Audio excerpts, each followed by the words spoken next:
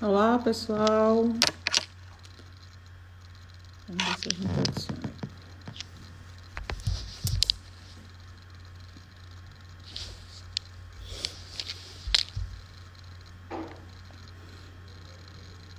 Olá, pessoal.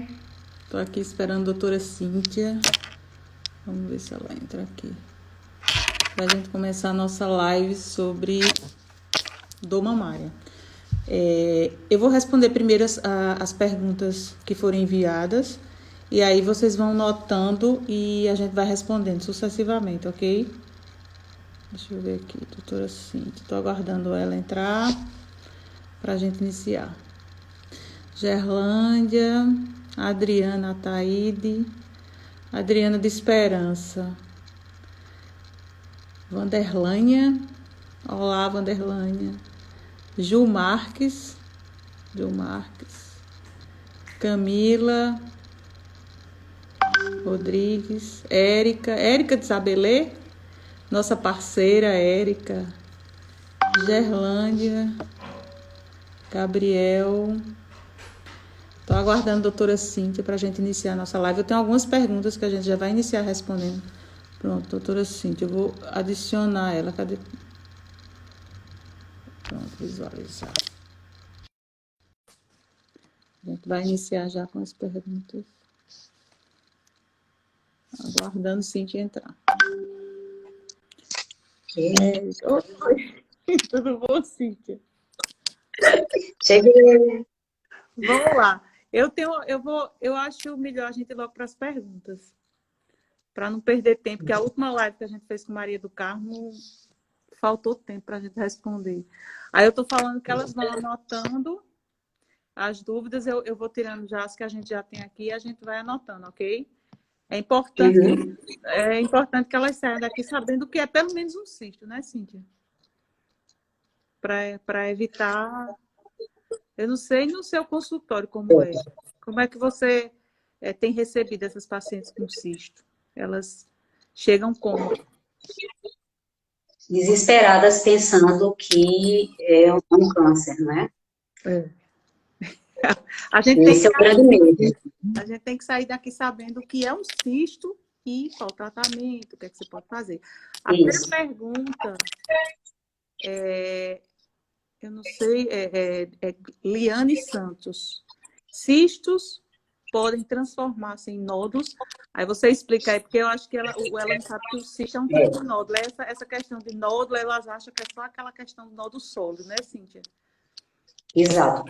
É porque, assim, o principal motivo para as pacientes virem para a consulta com o mastologista sempre será a dor mamária, principalmente, e a presença de nódulo, né? As massas palpáveis na mama, 80% delas, felizmente, são por nódulos benignos. E os nódulos, eles podem ser sólidos e císticos. Então, esse cisto nada mais é do que um nódulo, só que o componente dele é líquido. A gente tem apenas água ali dentro, né? Um conjunto de líquidos que a própria mama produz e que acontece pela involução do tecido mamário durante a vida da mulher. Por isso que é mais comum de ser encontrado a partir dos 35 anos.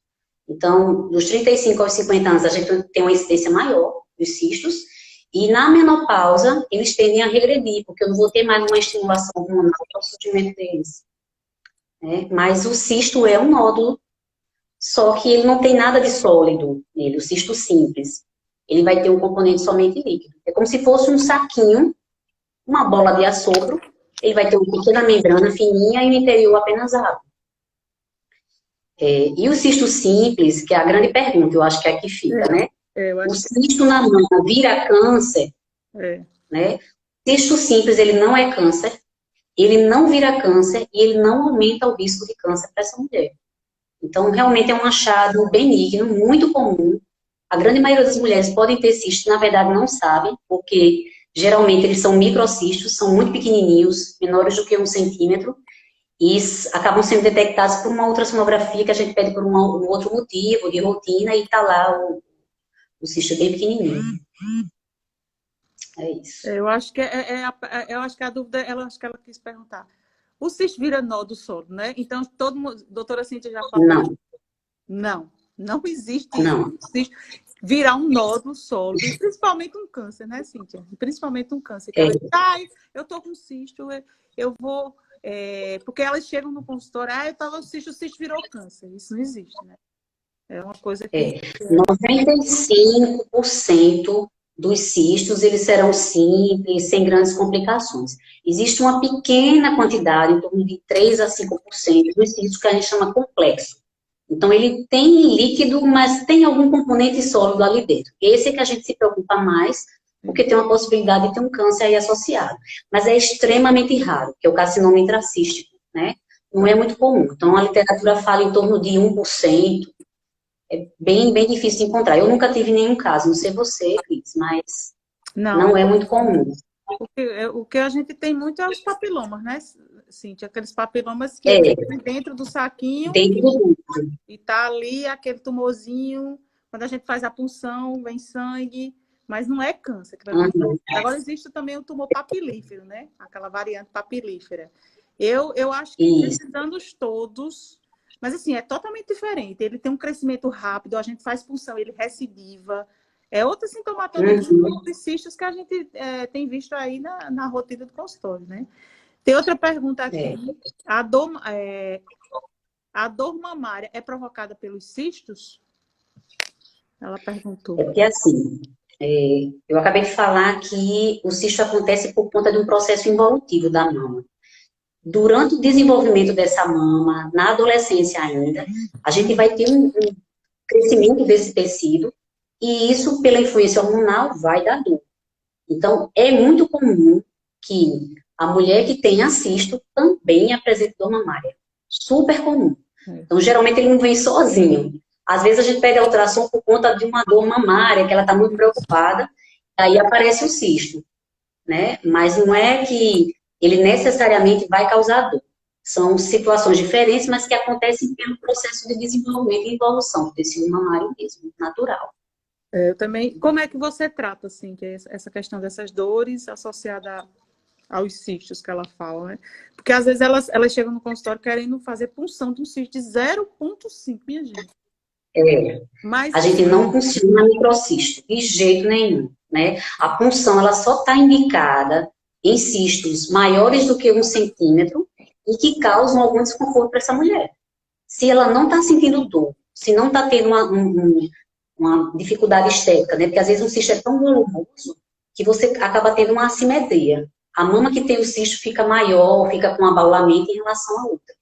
Aí, pela questão estética e pela dor daquele cisto muito volumoso, a punção está indicada. Mas microcistos não faz nada. A gente só tranquiliza a paciente, dizendo que é um processo que pode, inclusive, regredir com o passar dos anos. Quando tem dor na mamária, né, aí a gente orienta o uso do sutiã e fazer anti-inflamatório tópico. Isso, exatamente. Massagear essa mama no período pré-menstrual. Eu faço exatamente isso aí. Às vezes elas querem chegar no consultório querendo funcionar um cisto 0,5. Aí não tem duração. Aí elas chegam, às vezes, 2 anos depois, aí tá lá um tumor, elas disseram que foi o cisto que virou um câncer. Daí a você explicar isso, é muito complexo. Que o médico não tirou, ela tinha um cisto, que virou um câncer, que isso não existe. Isso é para sair daqui sabendo que isso não existe. Eu sempre digo, Cíntia, câncer nasce câncer. Exatamente. Câncer infelizmente. Nasce câncer. Não vira câncer. Um nódulo bom não vira um nódulo ruim. Isso aí a gente sempre toca. Vamos ver outra aqui, que ela perguntou. Por que? Ela botou aqui. Porque a maioria dos cistos, eles são detectados na ultrassom e não na mamografia.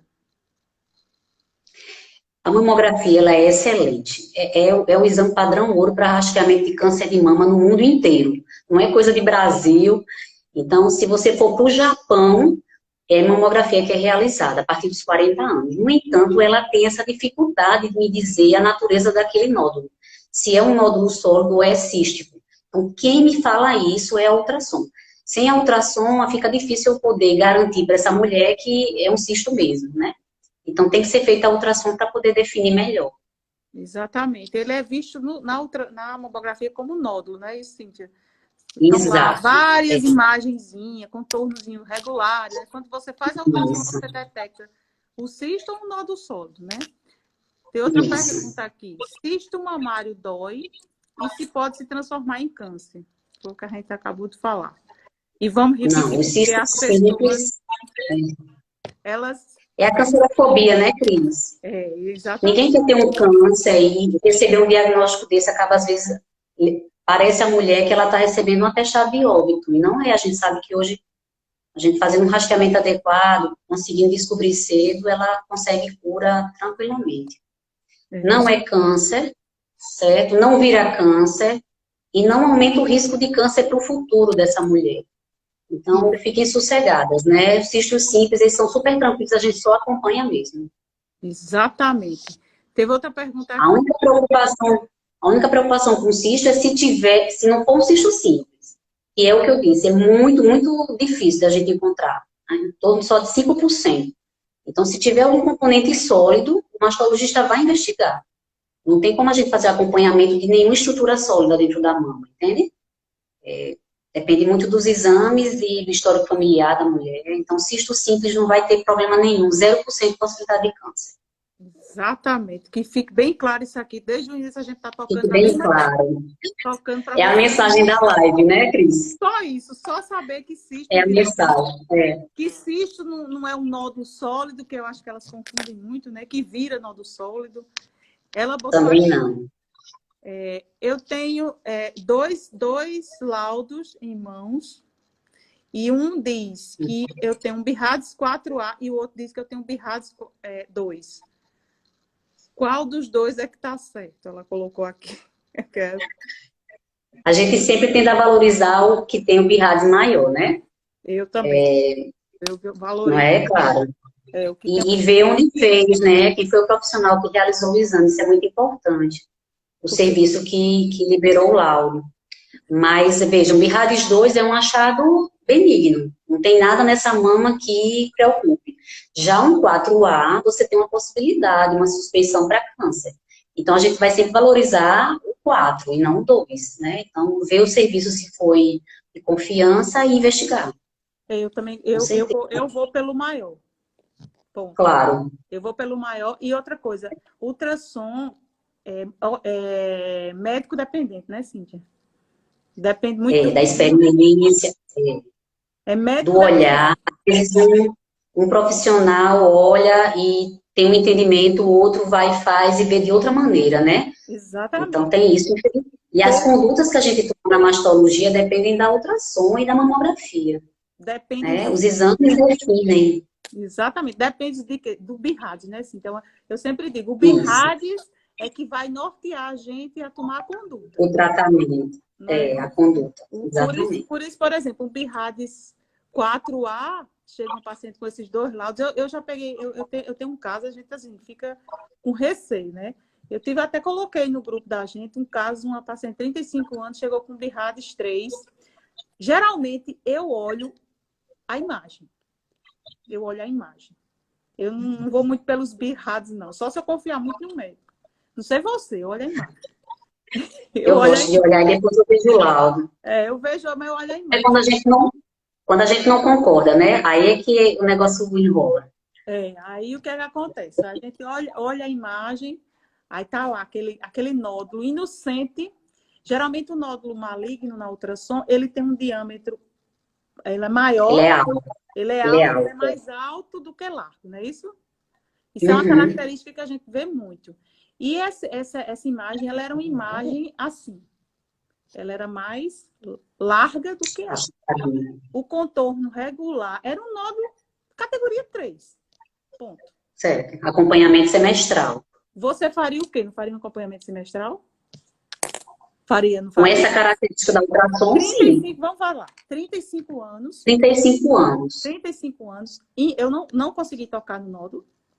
Ele tinha uns 2 centímetros, mais ou menos, mas assim, como ele era isso, eu digo, não, ele deve ser mais achatado, eu não estou conseguindo tocar. Mama pequena. Só que a paciente, como ela era muito ansiosa, eu digo, vamos tirar. E veio maligno. Então, assim, é uma caixinha de surpresa.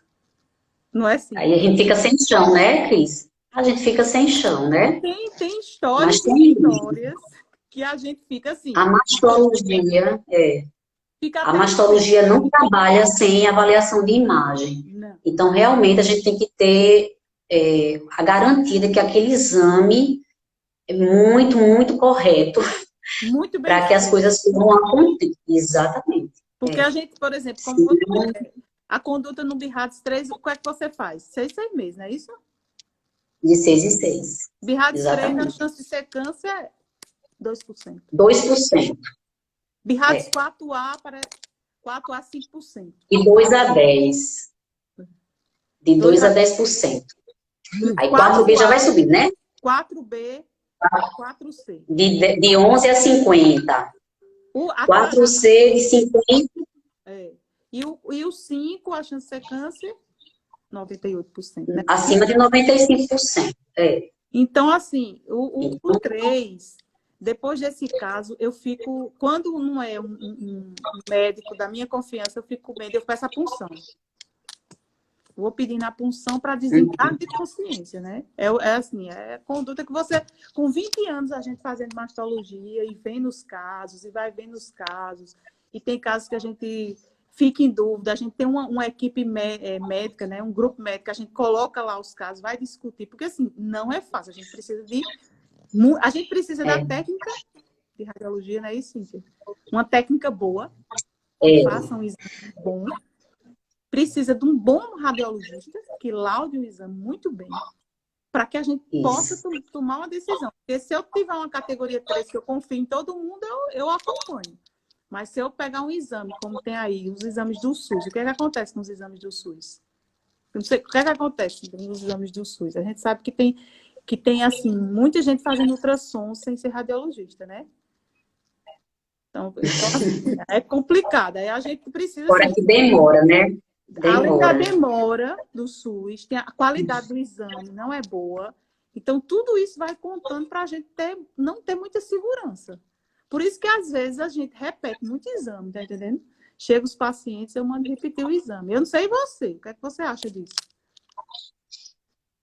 Cris, antigamente eu não pedia para repetir, não. Hoje eu acho que eu estou pedindo mais. A gente vai ficando mais desconfiada, né? Mais cuidadosa. Mas, assim, eu acabo não fazendo punção em todo o BIRADS 3. Eu prezo muito, porque eu acho que isso, às vezes, cria muita ansiedade na paciente, né? Mas se eu avaliar, se eu ver que uma ultrassom, eu estou discordando um pouco, eu peço para repetir, eu peço para funcionar quando a paciente tem um histórico familiar importante, né? E aí eu vou vendo caso a caso. Mas, no geral, assim, BIRADS 2, achados benignos, não tem possibilidade nenhuma de câncer. BIRADS 3 é acompanhamento semestral. A partir do 4, que aí entram os cistos complexos, né, que a gente estava conversando, que tem algum componente sólido ali, já tem indicação de fazer investigação. E aí a punção, ela é questionável, porque nesses cistos complexos, às vezes, se a punção com a citologia vier negativo, eu não tenho condição de garantir que está descartado o câncer ali. Então, se houver um cisto complexo, que é esse cisto misto, a indicação é a cirurgia. Retira e manda para análise, né, para biópsia.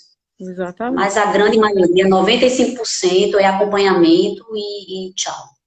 Não há necessidade de estresse. Eu também concordo com você. Tem uma pergunta aqui. Cistos evoluem de forma espontânea? Sim. Cistos evoluem Com o envelhecimento da mama. com A envelhecimento. tendência é que, na pós-menopausa, se a mulher não fizer reposição hormonal, eles tendem a sumir. Sim. Sim, ok. Dores nas mamas, foi quem? Melina, é? Melina. Dores nas mamas no período menstrual, é normal a dor? Volta o sintoma dor mamária. Dores nas mamas no período menstrual, é normal? A mama é uma glândula que tem interferência total dos nossos hormônios. Tanto é que existem tumores malignos na mama que tem receptor hormonal, né? Então, esses hormônios que a gente produz agem sobre o tecido, principalmente no período pré-menstrual, a ponto de elas ficarem muito inchadas e doloridas. E isso pode se manter durante a menstruação também. Mas isso é super natural. Melhora quando a menopausa se instala. Né? Não vai ter mais hormônio para estimular nada de dor. Ok, tem uma pergunta aqui. Minha cunhada está com a mama sangrando há uns 5 meses. Já foi para vocês duas, tomou medicação e a mama continua sangrando. Aí tem que ver que talvez não seja Pelo sangue. mamilo. Hã? Pelo mamilo. Pelo mamilo. É. Sangramento. É. Sangramento depende, porque às vezes elas fazem a expressão e pensa que é sangue. E às vezes não é sangue, né? Porque assim, existe a descarga papilar sanguinolenta, tipo água de rocha, espontânea, não que você tá lá, ó, concorda? Assim, Apertando. apertando. Esse tipo de descarga que aperta, às vezes tem uma descargazinha que, de tanto ela apertar, sai uma Traumatiza. traumatiza e sai sangue. Então, É. mamografia normal, ultrassom normal, Normal. sem É. ter uma descarga espontânea. Estou falando de descarga espontânea, que sai, por isso você tá lá o sutiã molhado de sangue, entendeu? Então, assim, a gente investiga essas descargas papilares quando realmente é sangue. Tanto é que eu pego um papel, coloco no mamilo e vejo se realmente às vezes é sangue. E às vezes eu faço citologia. E às vezes vem como normal. Eu já fiz, vários pacientes já chegaram para mim com essas descargas que dizem ser sanguinolenta, e quando a gente faz a citologia, está lá normal. Então, assim, a gente continua investigando para ver, mas eu mesmo já peguei vários casos e tudo normal. Então, geralmente, o que é que acontece? A gente tem que continuar acompanhando para ver se realmente é alguma coisa, né? Se é algum papiloma, né? Pode ser um papiloma. É, mas aí os papilomas são visíveis na ultrassom, né? Eu já Os peguei, exames estão normais. eu já peguei papiloma que não era visível na ultrassom. Muito pequena. Muito pequeno. Já tive paciente com descarga, sanguinolenta, ultrassom normal, tudo normal. E aí fiz a citologia, deu normal, e aí a gente teve que colocar na cirurgia mesmo para ressecar os ductos. Quando a gente tenta dar o diagnóstico e não consegue, eu faço a ressecção dos ductos e vem lá, papilomatose. Pode acontecer isso, né? Então aí a gente tem que reavaliar. Esse foi o meu nódulo, Mirades 3, com cara de bom. A paciente que foi diagnosticada com câncer é Aninha. Aninha, ela tinha um nódulo, realmente era um nódulo que não parecia maligno. Era uma coisa muito... O caso dela era muito difícil. Sempre eu falo no caso dela, por quê? Porque era um caso totalmente difícil para a gente. E eu, inclusive, eu discuti o caso dela com vários médicos e os radiologistas. Mandei a imagem, vi a imagem era totalmente inocente, Cíntia. Totalmente inocente, e era um triplo negativo. Ela está fazendo um triplo negativo. Está terminando a químio, e aí a gente vai ter que fazer o quadrante dela agora. Vai fazer a quadratectomia com a ressecção do linfonodo. O que significa tecido glandular na axila? O tecido que existe na axila, ele é basicamente gorduroso, mas às vezes existe tecido da mama que é encontrado na axila, a gente chama de mama axilar, né? Nada mais é do que uma extensão desse tecido do quadrante superior externo que se acomoda um pouco dentro da axila. Não tem nenhuma importância clínica, a não ser a questão estética, né, Cris? Tem paciente que tem aquele volumezinho abaixo da axila que incomoda, não gosta de botar uma camiseta, uma regata, e aí a cirurgia é feita mais pela questão estética em si, mas não tem problema nenhum, não tem relação com o câncer. Eu não estou fazendo mais esse tipo de cirurgia, não, porque como é estética, e aí eu não estou fazendo, geralmente, como as cirurgias do SUS elas estão muito resumidas, a gente está fazendo, eu estava operando praticamente 10 cirurgias por mês para 183 municípios, então eu tinha que escolher. No SUS a gente tem que escolher, a verdade é essa, né, Cíntia? São 183 municípios referenciados para Campina Grande, sou eu e a doutora Maria do Carmo que estava operando só. Eu operava 10, ela operava 10. Então, assim, é para dividir por mês 20 cirurgias de mama para esse município tudinho. Então, a gente tem que realmente escolher aqueles casos mais urgentes. Infelizmente, fica difícil a gente até escolher, né? Tem paciente que às vezes tem nódulos, fibradenomas palpáveis que quer retirar e infelizmente não consegue, né? Mas eu não faço mais essa cirurgia. Não faço mais porque é estética. Então, elas reclamam muito, que dói. Do mesmo jeito que dói a mama, dói a axila, né? Então, elas reclamam Dói. muito. Doutoras, falem um pouco sobre linfonodos intramamários. Linfonodos intramamários. A gente tem linfonodos que são os gânglios no corpo inteiro. Então, a drenagem linfática da mama, ela vai principalmente para a axila. Então, a grande maioria dos linfonodos que recebem essa drenagem estão na axila, mas a gente pode ter linfonodos dentro da mama também, são esses intramamários. Também são achados benignos, não tem importância clínica nenhuma. Hoje, com o tratamento mais conservador da mama, a gente trabalha com o linfonodo sentinela, que é um linfonodo intramamário, né? É o primeiro linfonodo que recebe a drenagem de um câncer, por exemplo. Então, quando a gente quer fazer o tratamento mais conservador, se observa primeiro esse linfonodo, sentinela dentro da mama. Se ele vier negativo, a gente já imagina que a axila também está negativa. Então, a cirurgia é menor, não precisa fazer aquele esvaziamento que dá aquele linfedema importante depois das cirurgias oncológicas. Exatamente. Tem outra pergunta de Melina. Cristiane, estão dizendo que está sem áudio. Está sem áudio? Está sem áudio? Não, tá não. Está sem áudio. Veias expostas nas mamas, tem algum perigo? Aí colocou, família com hereditariedade de câncer, veias expostas. Que tipo de veias expostas ela está querendo? Que mais proeminente, né? Acredito que seja isso, mais proeminente.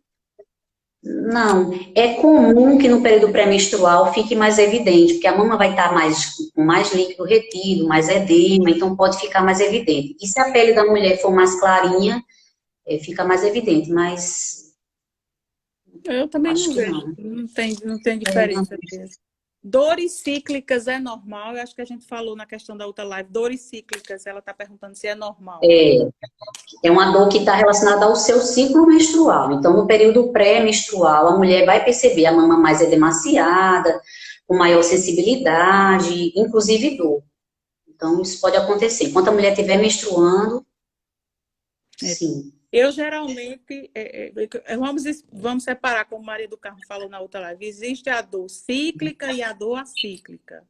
Qual é aquela dor cíclica? Aquela dorzinha que você sente todo mês, não, Cíntia?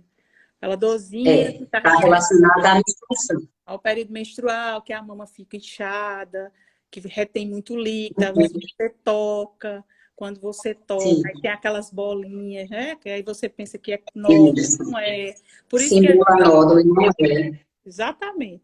Por isso que a gente manda elas examinarem as mamas. Qual o período?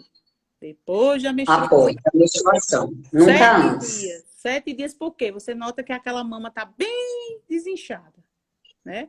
Está bem desinchada, então o que acontece? Desincha, fica mais fácil de você tocar. Se tiver algum caroço, ele vai estar ali. Porque elas chegam e dizem, o caroço aparece e desaparece. Não é caroço fixo, que a gente chama. Não, é só o tecido que está inchado e depois desincha. Exatamente. Né? Isso aí é a dor cíclica, é normal para todo mundo. O que é que você faz nessas dores cíclicas? Pronto, eu faço o anti-inflamatório tópico para massagear. Eu peço para a paciente usar um bom sutiã, com uma boa sustentação. Não pode ser aqueles de alça muito fininha, ou uma lateral muito fina, tem que ser uma lateral mais larga, e sem aquelas aspas, né, o bojo. Aquilo ali, a mama está inchada, o bojo pode até machucar um pouco mais.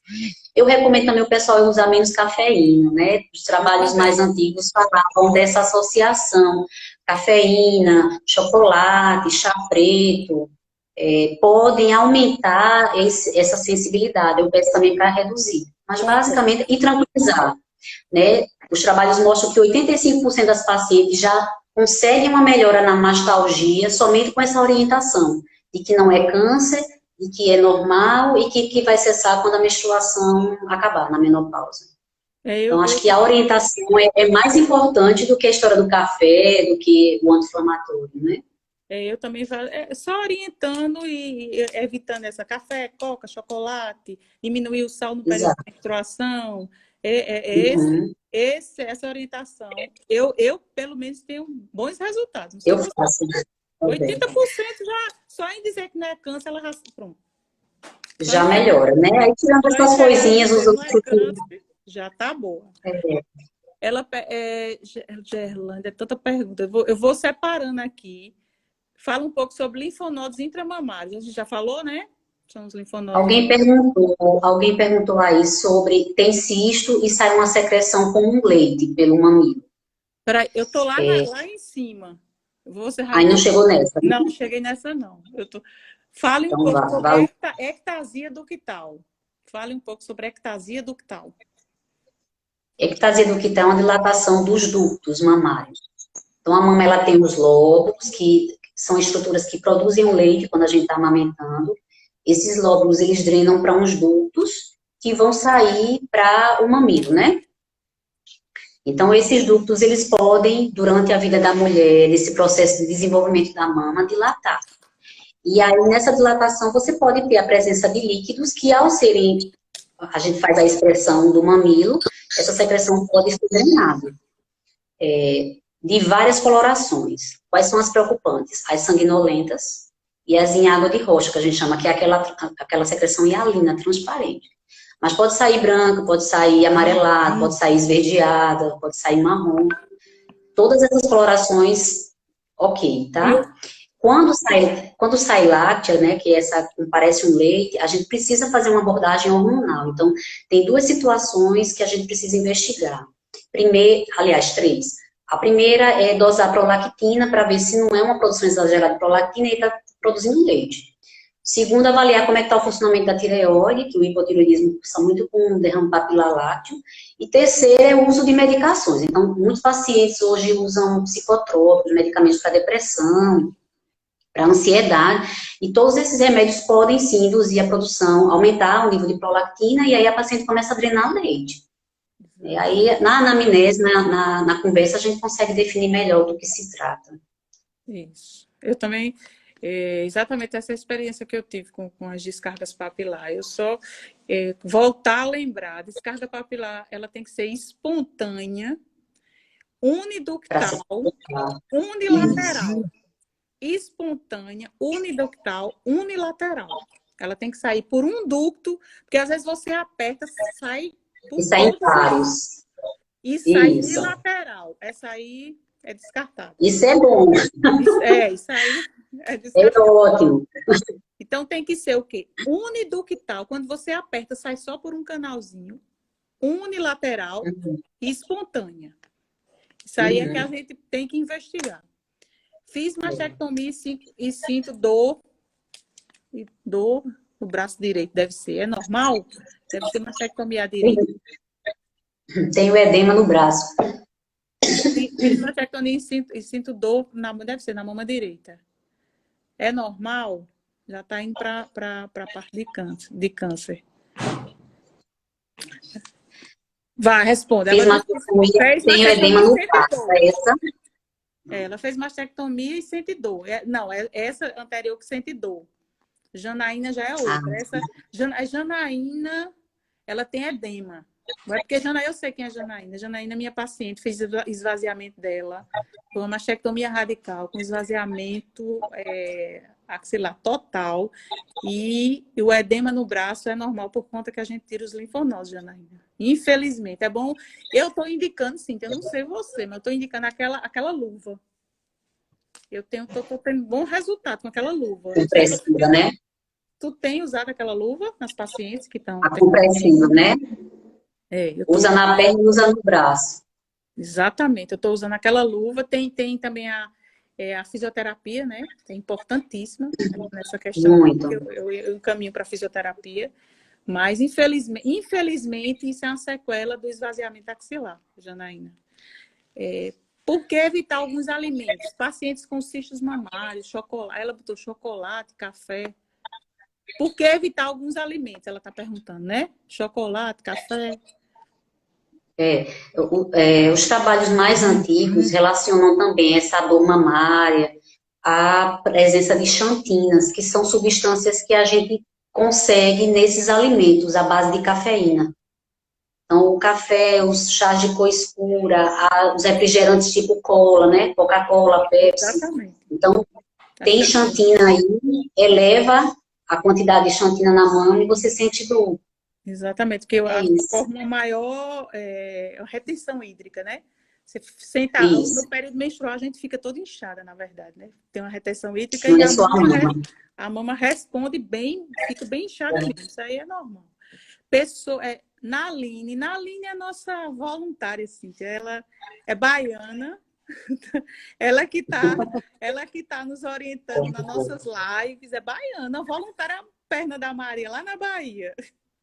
Ela Já pensou? Longe? Naline. Ela é voluntária. Ela é que está comandando o nosso Instagram, que estava praticamente abandonado, e ela que está coordenando toda essa parte de live, É Naline. Ela fez uma pergunta aqui. Pessoas com hereditariedade, com câncer de mama, devem fazer mamografia antes dos 40 anos? Se tiver um histórico familiar muito forte, é melhor. É. Quando tem muitos parentes de primeiro grau, mãe, irmã, avó, filha, a gente antecipa muito. Então, a gente está autorizada a fazer até aos 35 anos ou até 10 anos antes da idade que a pessoa teve o câncer. Então, por exemplo, se minha mãe teve câncer aos 40 anos, eu posso e devo fazer aos 30, já para a gente começar a se antecipar a essa doença, né? Claro que quando tem muitos casos, assim, genéticos na família, a gente recomenda, inclusive, fazer avaliação genética dessa mulher. E atrás de mutação de gene, o BRCA1 e o BRCA2 são os mais importantes, porque aí a gente realmente se antecipa e pode garantir um curso diferente, né, para essa mulher. Diagnóstico mais Ela precoce. Eu tenho uma família que tem uma delas, câncer de mama bilateral, a outra irmã, câncer de mama unilateral e a outra unilateral. 3 irmãs na mesma família com câncer. Então, esse tipo de família a gente tem que investigar, não é, Cíntia? Tenho também o caso de uma menina com 13 anos, isso é raríssimo, de Serra Redonda. Não sei se você já viu. Câncer de mama? Câncer de mama, uma menina de 13 anos. Eu operei ela há uns 10 anos atrás, ela deve estar com... Ela engravidou, ela tem um bebê já, ela é Vanalha, ela tem 13 anos, e na época, ela contando a história, ela chegou, assim, o tumor tinha o quê? 10 centímetros. E era um tumor bem... Eu pensava que era um fibroadenoma juvenil, inclusive. E na época ela disse que foi para o médico, o médico disse, não, isso é a Alandra nascendo, né? Você está se tornando uma mocinha. Mas aí foi ficando muito diferente uma mama da outra, a mãe trouxe e a gente diagnosticou com 13 anos. Eu acho que, eu não sei, eu já vi um caso na literatura de 10 anos, mas aqui no Brasil, acho que 13 anos é a mais nova, né? Não sei, 13 anos eu achei errado. Então, a mais nova que eu vi foi aos 22. 13 anos é um absurdo, não é? É um absurdo. É um carcinoma secretório. Carcinoma ductal invasivo secretório. Então, Jacilene, boa noite. Tem um cisto nas 2 mamas e sai um líquido como colúcio. Isso é normal? Eu acho que a gente já respondeu, não já sim, que é essa? Essa secreção como um leite, né? Tem que avaliar se não tem alguma alteração hormonal aí envolvida. Então, avaliar a tireoide, dosar prolactina e ver se essa paciente está usando algum medicamento psicotrópico, né? Às vezes ela ansiedade, para depressão. Tem muitos casos que chegam mesmo, paciente dele lá do CAPS, né? E com essa pandemia, hein, Cris? Eu acho que tá aumentando. Pelo menos a história está aumentando. Caso de dor mamária, mastites e dor. É o que eu estou vendo mais, mastites e dor. Fiz cirurgia de câncer de mama, sinto muita dor na mama e nas costas. Isso é normal? É Dalva? Dalva, eu acho que é uma paciente da FAP. Dalva, ela sente muitas dores na mama e nas costas. Eu não sei porque se a mastectomia faz... Não sei se ela fez com a mastectomia, se for a mastectomia, você tem ressecção aí de muitos nervos, né? Então, você perde um pouco de sensibilidade, pode ter um desconforto mesmo, uma dor local. Isso pode regredir com o tempo. Tem que aguardar mesmo. Mas... tem que avaliar. Tem perguntas que a gente não tem como... Olha, tem perguntas que vocês vão fazer aqui que não tem como a gente responder. Conversar. A E gente tem sem que examinar. examinar, a gente tem que olhar o caso. Não, não é numa live que você vai resolver sua situação de dor mamária. A gente tem que ver o caso, porque cada caso é um caso diferente, não é não, Cíntia? Porque às vezes o pessoal fala, não, mas isso a gente precisa. O comum é isso, mas você precisa ser examinado e a gente avaliar. DEA 4100 está perguntando, o que é que significa HER2, Cíntia? HER2. Isso aí já é uma coisa mais complexa, né? Para elas entenderem. A Tem gente como já tu saiu da história explicar? dos cistos, né? Já Já está no estamos falando HER2. de câncer. Mas eu disse a você que surge várias perguntas de HER2. Hoje em dia, quando a gente retira um tumor da mama, e é um câncer, você precisa fazer a imunistoquímica, que é avaliar que receptores esse tumor apresenta, porque isso vai ser importante para o tratamento pós-cirúrgico, com o pessoal da oncologia, quimioterapia, né? Então, o HER2 é um receptor que o tumor pode apresentar. Ter o HER2 fala a favor de um tumor mais complicado de tratamento, um tumor mais grave, digamos assim, né? Claro que não é só isso, depende do tamanho que esse tumor foi diagnosticado, a idade dessa paciente, o histórico familiar, mas a imunistoquímica, ela dá uma ideia de como esse tumor se comporta, a agressividade dele, qual é o prognóstico dessa mulher para o futuro, e o pessoal da oncologia se organiza para o tratamento em cima dessa imunistoquímica. Então, é um receptor que é avaliado nos tumores malignos de mama. Tem outros também, né, Cris? Exatamente. Receptor de estrogênio, de progesterona, tem Ca- muitos outros, mas o e o KY, o HER2, KY7, e o HER2, eu estava num congresso, eu não tinha ideia do custo, Cíntia, eu não sei se você sabe, do custo de um paciente HER2, três cruzes para o SUS. caríssimo, Eu estou falando em medicação. Eles estavam falando que caríssimo, R$ 1 milhão com relação a drogas. Que eles caríssimo, são drogas caríssimas. E assim, eles estavam dizendo, se você diagnosticar um HER2, você podia ter um rastreamento, uma verba de R$ 1 milhão para rastrear várias mulheres, entendeu? Eles estavam comparando o custo que você tem num paciente com HER2, que é um paciente extremamente caro para o poder público, né? Para o plano de saúde, para todo mundo, né? Mas é um tumor que tem drogas específicas, por isso que são tão caras, né? isso, Eu não sei, exatamente, eu não sei nem pela se... agressividade, exatamente, são tumores mais agressivos. Ela botou aqui, tive um tumor benigno na hipófise e saía muita secreção mamária, essa aqui. Fala aí. Eu falei da prolactina, a prolactina é produzida na hipófise. Então, surgem verdadeiros tumorações, geralmente são benignas, dependendo do tamanho, o pessoal faz a cirurgia, o pessoal da neurologia opera, mas quando eles são hipersecretores de prolactina, você começa a drenar o leite, vai produzindo leite, vai drenando leite ali pela mama. Tem medicamentos que a gente pode bloquear essa produção, que é a cabergolina, mas a depender do tamanho desse tumor, a cirurgia é indicada sim. Às vezes você não consegue controlar só com remédio, e a única maneira desse parar de produzir leite é você reduzindo a prolactina. Se a medicação não responde, a cirurgia está indicada. O adenoma hipofisário, né? Isso. Eu já tive um caso do adenoma hipofisário, com níveis altíssimos. Eu já tive vários. Eu só tive um caso. Raro, eu já tive pra vários. mim é raro. Ela botou aqui. Mas a maioria... Pinheira Jucicleide. Fiz uma cirurgia faz 1 mês e meio. Foi feita 2 incisões. Uma na areola da mama e outra perto da... Deve ser axila, né? Então, esse tipo de cirurgia aqui, não assim, a gente não sabe que tipo de cirurgia foi feita, né? Pelo que ela está falando aqui, ela deve ter sido, eu acho, maligna, porque foi 2 incisões, uma na axila, que é para tirar o linfonodo, e o outro perianeolar. Aí até ela disse que sinto queimação, deve ser por conta da axila, né, Cíntia? Eu não entendi muito bem a pergunta, o que é que ela quer saber. Porque a gente precisa saber qual tipo de cirurgia para poder responder, não é não, Cíntia? Essa pergunta aqui eu acho que vai ficar sem resposta. Porque... Eu acho que a intenção é entender se é normal o desconforto, a dor no local.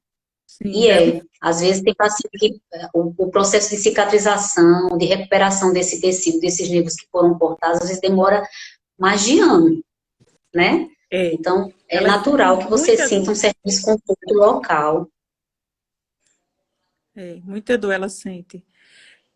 A questão, quem fez a pergunta, Corrinha. Corrinha é uma das voluntárias. Corrinha foi uma das pacientes que a gente diagnosticou na ONG há 3 anos, sim. Que ela foi no mutirão, eu acho que no primeiro mutirão que a gente fez, e ela tinha um nódulo, e a gente, na época, rastreou ela pelo nódulo. Na época, a gente não tinha recurso para dar a biópsia, ela fez particular na época, dividiu em 10 vezes.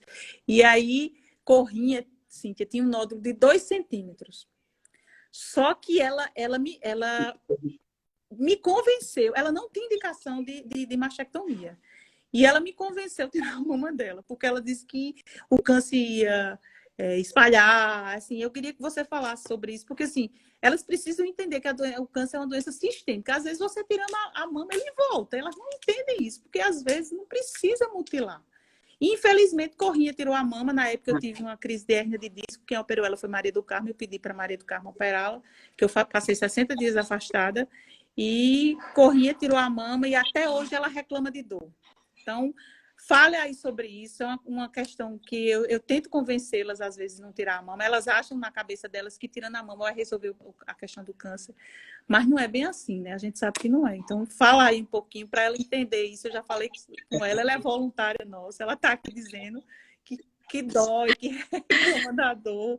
Mas aí, infelizmente, Eu entendo, eu acho que a pessoa, só em pensar em novamente por um novo diagnóstico de câncer, uma recidiva, deve ser muito doloroso. E aí prefere fazer a retirada completa da mama, né? Mas hoje em dia não há mais necessidade. É uma mutilação, assim, para o corpo da mulher.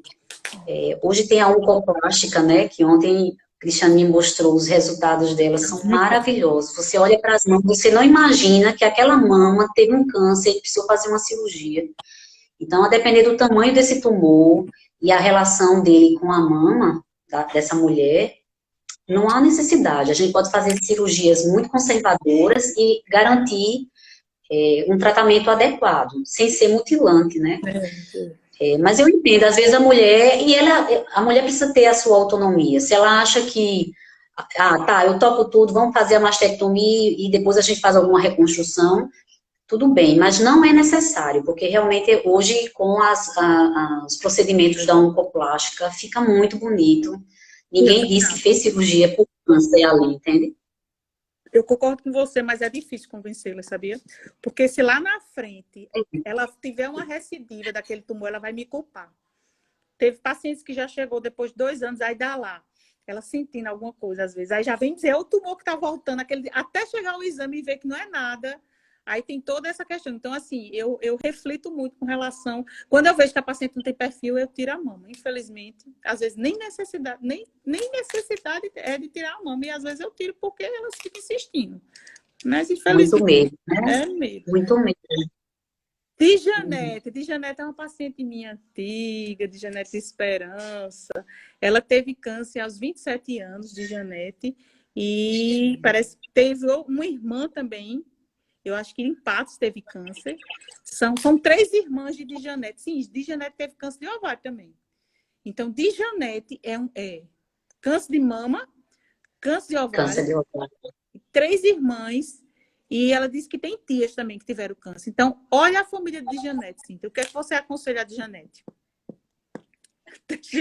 Dijanete tem filhos? Tem filhas? Dijanete, a história de Dijanete é muito linda. Dijanete, além de ser nossa voluntária, Dijanete, ela descobriu o câncer na gravidez e depois ela teve um filho após o tratamento. Eu não sei se foi 3 anos depois que Dijanete chegou lá no meu consultório, dizendo que tinha tido um sonho que Nossa Senhora tinha dito que ela ia ser mãe de novo. Aí, assim,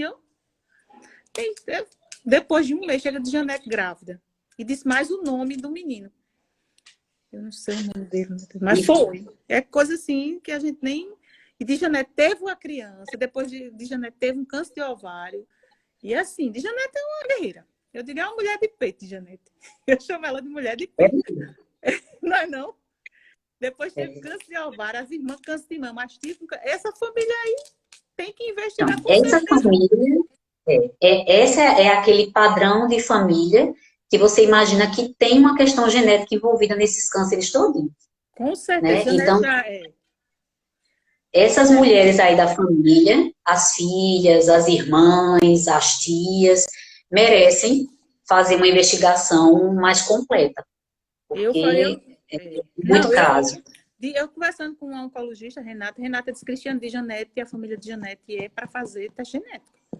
O ideal seria Exatamente. isso.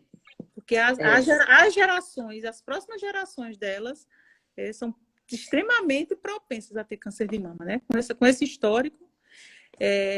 Antes de continuar, a Isabela está convidando todos vocês para a live de amanhã, gente. E Para contar a amanhã história eu vou da assistir, Maria. Isabela. Vou contar a história da Maria. Melina, tenho 37 anos, posso fazer mamografia? Tenho hereditariedade de câncer de mama. E aí, Cíntia, 37 anos, tu pede com quanto? A depender do histórico, então, se forem muitos pacientes de primeiro grau, mulheres antes dos 50 anos, né, que são mulheres que ainda estão ciclando, que ainda estão no período reprodutivo, história de câncer bilateral, então, uma parente de primeiro grau que teve câncer nas duas mamas, isso fala a favor de uma questão genética. A gente só sabe fazendo o teste genético, né, mas é possível, sim, antecipar.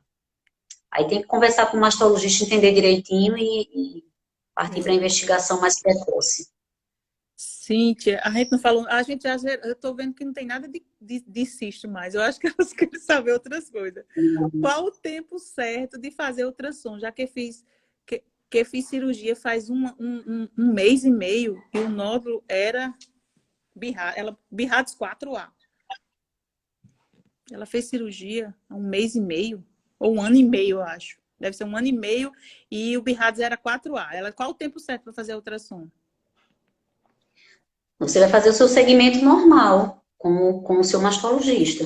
Né? Então, você faz a cirurgia e, pelo menos anualmente, você faz essa avaliação com mamografia e ultrassom, se necessário. Se for uma paciente muito jovem, geralmente a mama é muito densa, então a ultrassom faz um complemento dessa mamografia.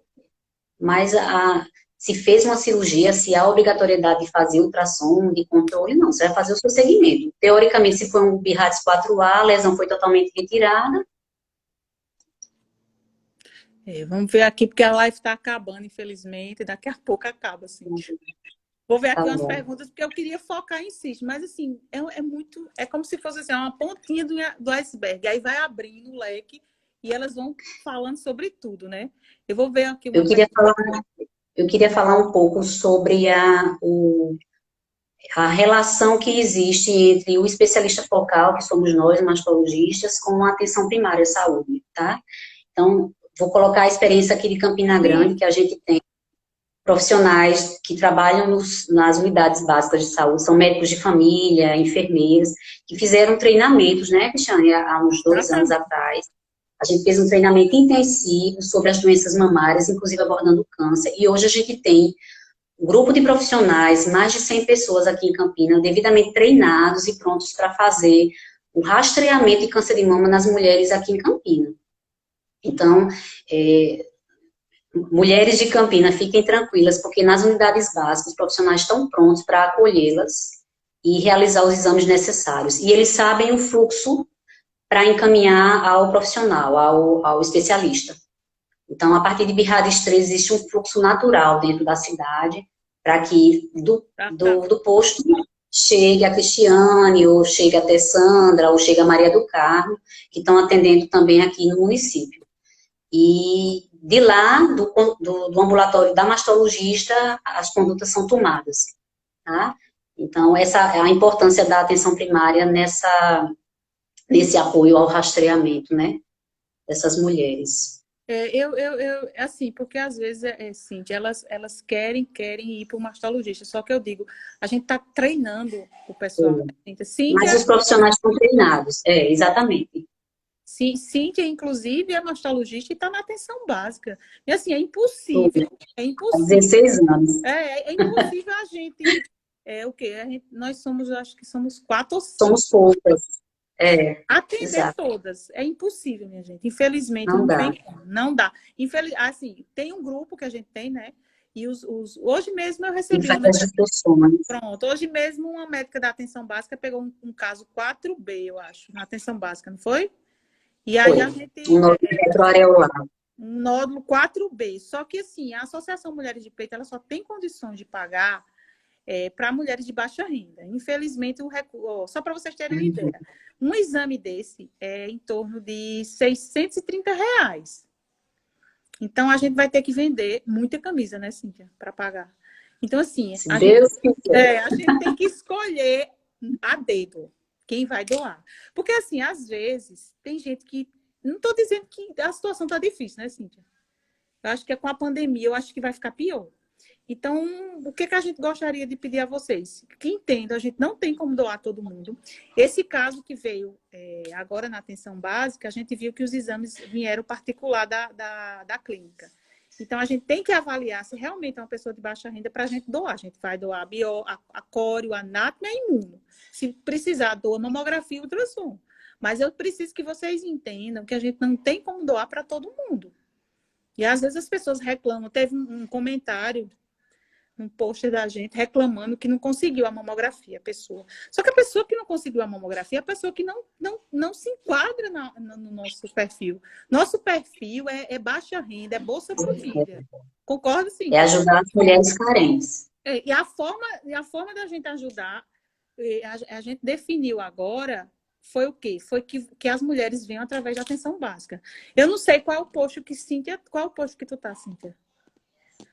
Eu sou preceptora da residência de medicina de família, então os residentes, meus residentes estão em 2 postos aqui em Campina, no Rocha Cavalcante e nas Malvinas. Então, eu fico lá com eles dando esse apoio pedagógico, né? Mas sempre a gente faz as abordagens na parte de macho e de gineco. Enfim, apesar de ser médica de família, mas dentro da minha especialidade, tento contribuir. Você é mastologista. Então, você está na atenção básica, assim. Por isso que, assim, Eu faço atendimento. Campina Grande, eu acho que está, assim, bem servida, eu acho.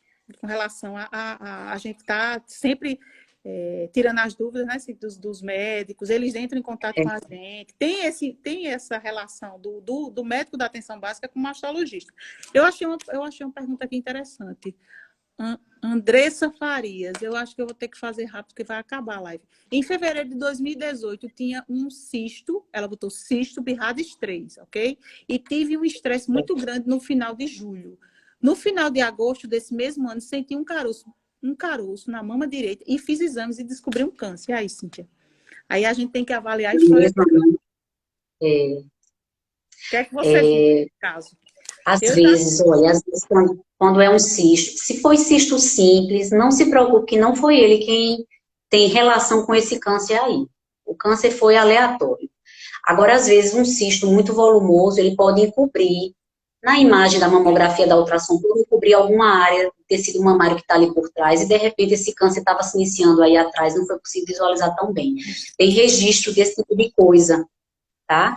Mas se era somente um cisto simples, se não era um cisto complexo, ele não está relacionado ao surgimento do câncer de jeito nenhum. E claro, se a gente diz que é um Birrades 3, a gente pede para a paciente fazer a avaliação semestral. Isso é muito importante. Então, não pode ser com 1 ano, né? Então, às vezes, naquele momento, a imagem é compatível com o Birrades 3, mas quando você retorna, mudou para mais, a gente já tem que investigar. Então, é importante esse retorno. O paciente não pode, né, achar que está tudo bem, é um acompanhamento mesmo, sabe? Tá acabando. Mas se for cisto simples, não tem nada a ver, não. Ah, que pena. Tá acabando. Eu só vou dizer, eu mesmo já vi casos como esse aí. Sabe em que tipo de tumor, Cíntia? Nos triplo negativos. As pacientes fazem os exames. Em janeiro normal, com 6 meses está lá o tumor. Porque o tumor triplo negativo, ele tem um poder de proliferação muito rápida. Tá acabando a live, tá acabando. Falta 1 minuto, Cíntia. Obrigada, Cris. Você aí pode deixar suas considerações finais. 48 segundos. Temos foi ótimo. Amanhã a história de Maria. Quem quiser assistir amanhã a história de Maria, estamos disponíveis. Infelizmente, a próxima live será sobre mamografia com o doutor Ramonier. Ramonier. Se quiser, aí tem 20 segundos ainda, assim. É rápido demais, né? Não, só agradecer, Cris, pela oportunidade, dizer às pacientes que câncer tem cura, se cuidem, se toquem, façam suas mamografias anualmente, que se ele aparecer, dá-se um jeito, tá bom? Exatamente. Fiquem com Deus. Um cheiro bem grande. Tchau.